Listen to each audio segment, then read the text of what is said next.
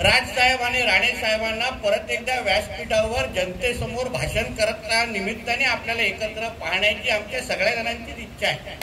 आणि ती या निमित्ताने, या लोकसभेच्या निमित्ताने आपण एक प्रचाराची एक जेव्हा तापेल, जेव्हा इथे आपले इकडचे तिकडेचे उबाटाचे प्रमुख हे सगळे येतील आणि त्यांचं सगळं थोबाड उघडल्यानंतर आपण आपले हुकुमीचे दोन्ही इतके पुढे करू आणि जो काय कार्यक्रम करायचा तो व्यवस्थित आपण आपल्याला पद्धतीने करू। कारण का जसं आमच्या धीरजनी बोलला तेव्हा फार पडपड पडपड पडपड पडपड सुरू आहे। राजसाहेबांनी का भूमिका घेतली?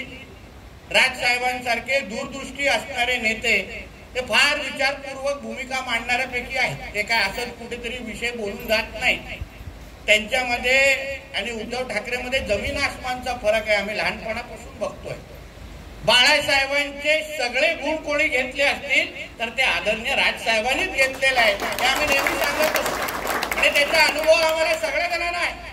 हे काय फक्त निवडणुकीपुरते सांगण्याचा विषय नाही।